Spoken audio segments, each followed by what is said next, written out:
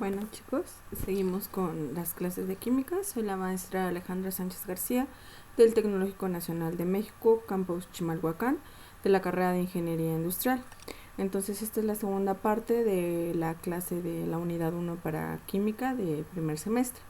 Entonces vamos a empezar a hablar de lo que sería la periodicidad química, ¿no? Y las propiedades periódicas de los elementos. Entonces, cuando hablamos de periodicidad química es necesario que recordemos qué es la configuración electrónica. Y esta configuración electrónica tiene que ver con algo que se llama la regla de las diagonales.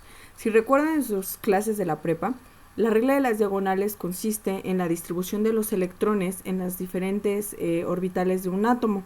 Y aquí podemos ver un ejemplo de cómo son las reglas de las diagonales. Los orbitales S se van a llenar con 2 electrones, los orbitales P se van a llenar con 6 electrones, los orbitales D se van a llenar con 10 electrones y los orbitales F se van a llenar con 14 electrones. De acuerdo con la anterior, los subniveles se van a llenar de la siguiente manera, como 1s2, 2s2, 2p6, 3s2, 3p6, 4s2, 3d10, 4p6, 5s2, 4d10, 5p6, 6s2, 4f14, 5d10, 6p6, 7s2, 5f14, 6d10, 7p6 y 8s2. Esa es la manera en la que se van a estar acomodando. Si observan, el subnivel 4s se va a llenar primero que el 3d, al igual que el 5s, que también es menor que el 4d. Ahora vamos a ver algunos ejemplos de esto. Una cosa importante que deben de saber sobre esta configuración electrónica es que curiosamente este orden no es correcto para ordenar los orbitales de ningún elemento. Es válido exclusivamente para colocar, para la colocación de los electrones de valencia y los del último nivel, y es muy preciso para todos los elementos. Es una guía en la que en algunos casos se va a modificar por cambios en la estructura atómica. Pero bueno, vamos a ver ahora sí los ejemplos. Véanlo, por ejemplo, para el calcio, ¿no? El calcio tiene un número atómico de 20. Y lo que vamos a hacer únicamente es que con esta reglita que ya tenemos aquí, lo único que vamos a hacer es ir acomodando los electrones, sus 20 electrones del calcio, con respecto al número de electrones que le caben a cada uno de los orbitales. Entonces teníamos que en el 1s eran 2, 2s2, 2p6, 3s2, 3p6 y 4s2. Y los podemos ir contando. 2, 4 y 6, 10 y 2, 12 y 6, 18 y 2, 20.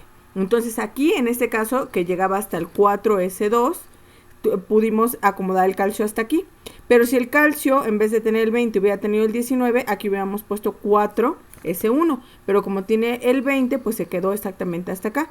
Véanlo por ejemplo con el teluro. El teluro tiene el número atómico de 52 y nosotros vamos a estar ocupando el 1s2, 2s2, 2p6, 3s2, 3p6, 4s2, 3d10, 4p6, 5s2, 4d10 y 5p4. Si ustedes cuentan hasta aquí, van a tener 48 electrones y nos harían falta todavía acomodar 4 para llegar al número del 52. Pero si se acuerdan, el 5, ¿dónde está? 5p6, le caben 6, pero nosotros ya no necesitamos los 6 porque con 4 llegábamos al número atómico de 52 del teluro. Entonces lo único que van a estar haciendo para los ejercicios y para esta cuestión es ir acomodando los electrones conforme caben en cada uno de los orbitales hasta llegar al número atómico que marca el elemento. Entonces vamos a pasar al siguiente tema, que sería, subtema, que sería la sistemática periódica.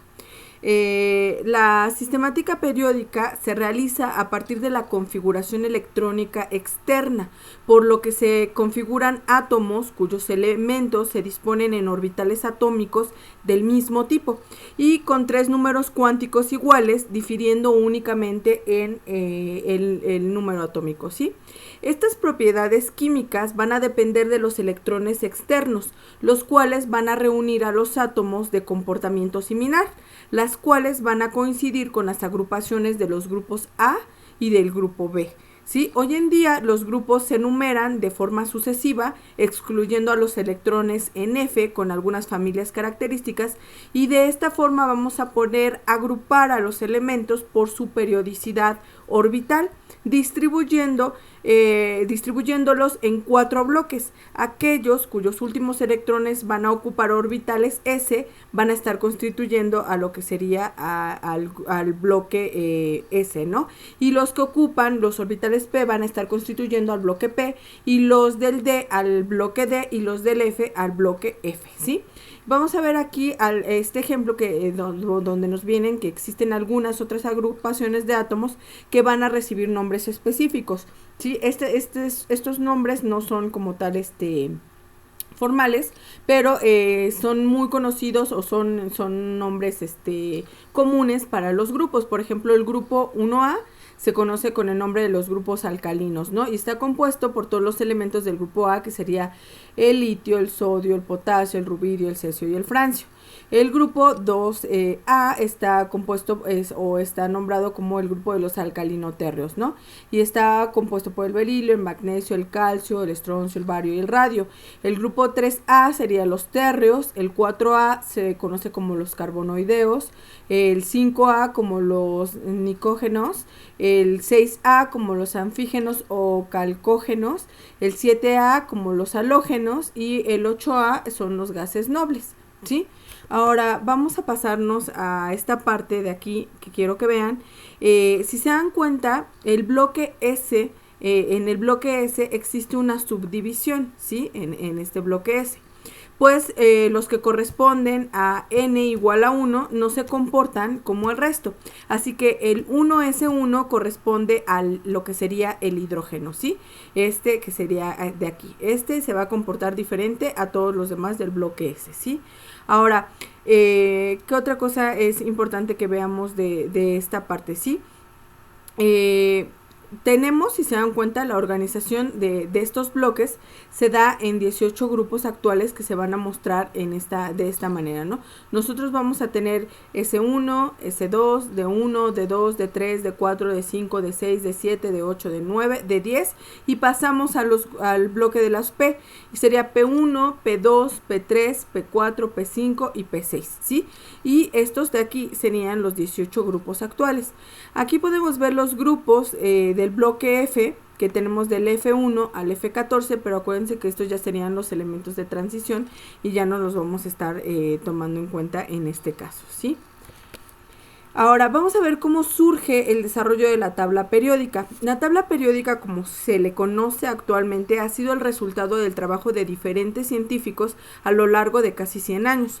El primero en construir o aportar a la formación de la tabla periódica fue Wolfgang Dobereiner, que fue un químico de origen alemán, ¿sí? Que lo que hizo fue establecer la ley de las triadas, donde se señala que en elementos con características similares, pues sus pesos atómicos van a seguir también una progresión aritmética. Y él se basó en lo que era la ley de las triadas, ¿no? Por ejemplo, aquí la masa atómica media del litio, ¿sí? Y del potasio estaba cerca de la masa atómica de lo que sería el sodio. Igual pasaba esto entre el calcio, el estroncio y el bario. Y él iba haciendo unas asociaciones con respecto a las características de los pesos atómicos de los diferentes elementos que se conocían hasta el momento. Posteriormente, en 1864, John Alexander Reina Newlands, quien fue un químico inglés, expuso una tabla periódica con los 62 elementos conocidos hasta el momento, basándose en sus propiedades físicas, ¿sí? Y anunció lo que era la ley de las octavas, basándose en una analogía de lo que era la escala musical hasta el momento, y en ella se estableció una clasificación de las propiedades de los elementos que se repetían de 8 en 8. aunque no pudo aplicarse a los elementos más allá del calcio, ¿no? Debido a todas las lagunas todavía que se tenían del resto de los elementos. Posteriormente, Dmitri Ivanovich Mendeleev, que era un químico de origen ruso, en 1869 publicó el patrón básico de lo que conocemos actualmente como la tabla periódica de los elementos químicos. En esta tabla periódica, la agrupación ya permite apreciar una regularidad en las propiedades de los elementos, ¿sí? Partiendo de este carácter periódico, ¿sí? Que nos ayudó a predecir las propiedades de algunos elementos que eran desconocidos. Es decir, ya con la agrupación que daba Mendeleev, sabíamos, o sea, que había espacios donde tenía que haber elementos que iban a tener características específicas que posteriormente, cuando se fueron descubriendo, pues efectivamente iban encajando en el lugar donde se predecía por medio de la agrupación de Mendeleev. Actualmente, sí, se han identificado 90 elementos naturales, pero los investigadores han sintetizado nuevos elementos, por lo que la tabla actual incluye 118, ¿no? Algunos de los cuales existieron solamente durante algunas fracciones de segundos, ¿sí? Y la mayor parte de los elementos son sólidos a temperatura ambiente, ¿sí? 2 son líquidos, que son el bromo y el mercurio, y 11 son gases, que serían el hidrógeno, el helio, el neón, el argón, el criptón, xenón, radón, oxígeno, nitrógeno, cloro y el flúor, ¿sí? Ahora, es esto que les estaba yo explicando hace un momento, y podemos ver aquí cómo es la tabla. Si se dan cuenta, entre la que había presentado Mendeleev y la que tienen ahorita en sus manos cada vez que van a la papelería porque pierden su tabla, pues tenemos diferencias grandes en la manera gráfica de presentar estos elementos. Aquí ya podemos ver realmente cómo se están agrupando los elementos de las diferentes familias de las que estábamos viendo, y tenemos agrupados cercanos a lo que serían los gases, los sólidos, los líquidos, y ya tenemos todo marcado con respecto a sus propiedades más importantes para hacerlo más visual y que sea más sencillo para nosotros estar trabajando con los diferentes elementos, ¿sí? Ahora vamos a pasar a lo que sería la clasificación periódica de los elementos. Ahora, como yo les decía, la tabla periódica actual está dividida en familias o grupos químicos que se van a representar de una manera vertical en ella, y se van a estar reuniendo los elementos que poseen propiedades químicas y físicas similares debido a que contienen el mismo número de electrones pero en diferentes capas o niveles. Ahora, los grupos que van a ser estas columnas verticales que están viendo aquí, se encuentran, en estos grupos se encuentran los elementos con propiedades químicas similares debido a que contienen el mismo número de electrones en su nivel energético más extremo, y esto se indica en los 4 bloques principales, que son el S, el P, el D y el F, ¿sí? Que a su vez estos 4 bloques van a recibir otros nombres, y el primero es el de los metales ligeros, el segundo es el de los metales el segundo es el de los no metales, e incluye los semimetales y los gases nobles, y el tercero es el de los metales pesados o de transición, y el cuarto ya son los metales de transición interna. Ahora, los periodos, que van a ser estas los periodos, que son estas columnas horizontales, van a indicar el número atómico, y este va a variar de 1 en 1 desde los metales, pasando por los semimetales hasta culminar en los no metales, y se van a representar por las 7 hileras de la tabla periódica, ordenadas de acuerdo con los números atómicos, ¿sí? En forma ascendente, de menos a más. Y los periodos van a representar cada una de las 7 capas o niveles de energía, que van a ser K, L, M, N, O, P y Q, que van a estar ubicadas, ¿sí? De arriba hacia abajo. En el primero va a contener solamente un nivel, mientras que el segundo posee 2 niveles, el tercero 3, y así sucesivamente, ¿sí?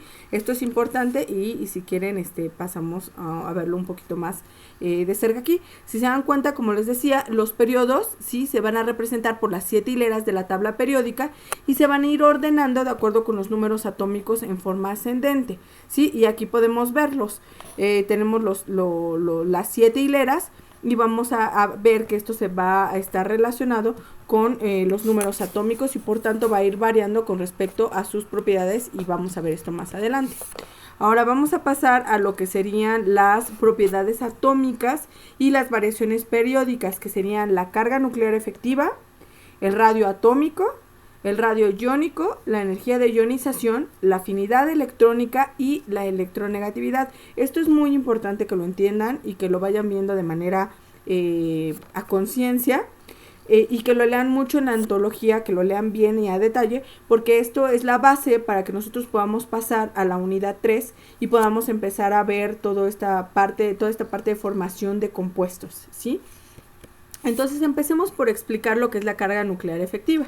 La carga nuclear efectiva es la carga positiva neta que experimenta un electrón dentro de un átomo poliatómico, ¿sí? Se define de esta manera porque el efecto pantalla de los electrones, ¿sí?, más cercanos al núcleo evita que los electrones en los orbitales superiores experimenten la carga nuclear completa, ¿sí? En un átomo con un solo electrón, este va a experimentar toda la carga del núcleo positivo y por ello la carga nuclear efectiva se calcula usando la ley de Coulomb, ¿sí? Pero en un átomo con muchos electrones, los electrones externos serán atraídos al núcleo debido a la carga positiva y van a ser repelidos, ¿sí?, por los electrones cargados negativamente. Por ello es que la carga nuclear efectiva en un electrón de este tipo va a estar dada por la ecuación de Coulomb, ¿sí? Entonces, si se dan cuenta, lo que estamos viendo es que esta carga nuclear efectiva, conforme vayan avanzando en los periodos, va a ir disminuyendo, va a haber mayor carga nuclear en el primer periodo que en el último, pero conforme vayamos aumentando con respecto a nuestros grupos, esta carga nuclear efectiva va a estar aumentando, ¿sí? Ahora, otra propiedad la que tenemos que hablar es del radio atómico. Debido a que es importante medir la distancia del último electrón al núcleo en un átomo, el radio atómico se define como la mitad de la distancia entre los núcleos de los átomos de una molécula biatómica. El radio atómico nos va a dar una idea sobre el tamaño del átomo, ¿sí? Para los átomos que se unen cediendo electrones, el radio atómico se va a representar por la distancia media entre ambos, mientras que en los que se unen por medio de una compartición de electrones, el radio atómico es la distancia media de la distancia interatómica entre ambos núcleos atómicos, y podemos verlo aquí en esta figura. Si se dan cuenta, el radio atómico, ¿sí?, cuando uno de los dos está cediendo electrones, se unen cediendo electrones, pues simplemente es la mitad de la distancia, ¿sí?, entre, más bien la distancia del centro al último electrón estable, ¿no? Mientras que en los átomos que se unen al compartir los electrones, podemos ver que el radio atómico es la mitad de la distancia interatómica que hay entre los dos núcleos, ¿sí?, de los elementos que están compartiendo estos electrones, ¿sí? Ahora, podemos verlo aquí, si se dan cuenta, dependiendo, más bien al recorrernos de izquierda a derecha, en cualquier periodo de la tabla, el número de electrones internos de cada uno de los elementos se va a mantener de manera constante, mientras que la carga del núcleo va a ir aumentando. Y los electrones que se encuentran en los orbitales externos van a tener una mayor carga nuclear efectiva, por lo que son atraídos con mayor fuerza hacia lo que sería el núcleo, por lo que el radio atómico va a ir disminuyendo. Si recorremos hacia abajo, ¿sí?, en un mismo grupo, esta carga nuclear efectiva va a permanecer relativamente constante, en tanto que el número cuántico principal se va a incrementar y en consecuencia el tamaño del orbital, ¿sí?, es mayor y el radio atómico aumenta. Esto lo podemos ver aquí. Vean, el radio atómico, conforme nosotros vamos pasando, ¿sí?, en los periodos, este radio atómico, ¿sí?, va a ir creciendo conforme es con respecto al periodo 1 o al periodo, al último periodo. El radio atómico va a ser mucho más grande en el cesio que en el hidrógeno, ¿no? Y lo mismo va a pasar, por ejemplo, el radio atómico en el litio va a ser mucho más grande que en el neón. Y esto, si se dan cuenta, tiene mucho que ver con respecto a lo que es la carga o la fuerza con la que va a poder estar uniendo los electrones al núcleo. Ahorita vamos a ver el por qué. Esto tiene que ver y todo esto se relaciona con respecto a lo que sería el radio iónico. El radio iónico es la distancia entre el centro del núcleo del átomo y el electrón estable. Es algo bien importante, que sea el electrón estable más alejado del mismo. En la tabla periódica se aprecia cómo va a ir aumentando de derecha a izquierda por los periodos y de arriba hacia abajo en los grupos. Ahora, el radio iónico de un átomo que ha perdido un electrón es menor que el radio atómico original, debido a que existe una carga positiva externa y por ello los electrones son atraídos con mayor fuerza hacia el núcleo, reduciendo su radio. Ahora, cuando un elemento va a ganar un electrón, su radio iónico se hace mayor que su radio atómico de origen, debido a que este último electrón que entró pues no se encuentra tan atraído hacia el núcleo y aumenta el radio. Véanlo de esta manera.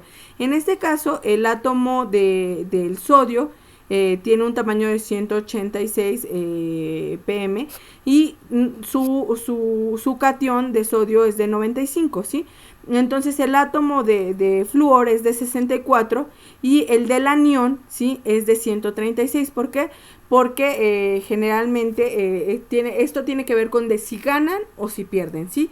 Y va a ser mucho más grande cuando ganan que, bueno, cuando tienden a ganar que cuando están perdiendo, ¿sí? Ahora, esto tiene que ver también con lo que sería la energía de ionización. La energía de ionización se define como la energía necesaria que hay que suministrarle a un átomo de carácter neutro en estado gaseoso para poder arrancarle un electrón, ¿sí? Una vez que se ha formado el catión en algunos casos, pues es posible quitar un segundo electrón, un tercero, un cuarto, etcétera, ¿no? Ahora, la energía para poder quitar el segundo y el tercer electrón se va a denominar segunda y tercera energía de ionización en el elemento, ¿sí? Y se presenta en este elemento una menor energía de ionización. Vamos a ver esta cuestión. Elementos que van a tener un radio atómico grande, ¿sí?, tienen una afinidad electrónica, una electronegatividad y un potencial de ionización bajos, porque obviamente su radio atómico es grande, mientras que los elementos que tienen un radio pequeño tienen una afinidad electrónica, una electronegatividad y un potencial de ionización altos. Vamos a ver esto de una manera gráfica para que quede más claro, ¿no? Vamos a irlo separando. Ahora, la afinidad electrónica, ¿sí?, esta propiedad vamos a definirla como la energía que se libera, ¿sí?, cuando un átomo gaseoso va a capturar un electrón. Entre mayor energía se libere, mayor será la afinidad electrónica. Los átomos pequeños van a captar fácilmente este electrón, mientras que a los grandes les va a resultar difícil, ¿sí? Piénsenlo como que siempre va a ser más difícil mantener a todos tus amigos unidos cuando tienes muchísimos amigos que cuando tienes pocos, ¿sí? Véanlo de esta manera. Ahora, la afinidad electrónica va a aumentar, ¿sí? Al igual que en la electronegatividad de derecha hacia la derecha y hacia arriba, ¿sí? El elemento que va a presentar mayor afinidad electrónica en la tabla periódica es también el flúor, ¿sí? Cuando un átomo captura el primer electrón, se observa en general que los no metales van a liberar energía y los metales se les debe de forzar para que acepten este electrón. Entonces la afinidad electrónica para un segundo electrón para un segundo electrón va a requerir de una mayor cantidad de energía en cualquiera de los casos, ¿no? Véanlo de esta manera, ¿sí? A final de cuentas, los átomos pequeños van a captar fácilmente estos electrones, ¿sí? Mientras que en los grandes, pues va a costar un poquito más de trabajo, ¿sí? Ahora, la electronegatividad es la capacidad de un átomo para atraer electrones de valencia de otro cercano, a fin de poder formar un enlace covalente. Ahora, no es una propiedad del átomo aislado, sino que es una molécula o más bien no es una propiedad del átomo aislado, sino más bien de una molécula o bajo la influencia de otros que lo estén rodeando, ¿sí? Ahora, ¿qué es lo que podemos ver aquí? Si observamos las electronegatividades para los elementos de la tabla, pues se tiene que aumentan hacia la derecha con respecto a los no metales y hacia arriba. Veanlo de esta manera. Esto nos está resumiendo prácticamente todos los conceptos. La electronegatividad, la electroafinidad y la energía de ionización van a aumentar conforme yo vaya avanzando en mis grupos, ¿sí? Voy a tener mayor energía de ionización, mayor electroafinidad y mayor electronegatividad en el litio que en el flúor, ¿sí? Ahora, va a ir disminuyendo conforme yo vaya avanzando en mis periodos, ¿sí? ¿Qué significa esto? Que, más bien, la energía de ionización, la electroafinidad y la electronegatividad va a ir aumentando conforme avanzo en mis grupos.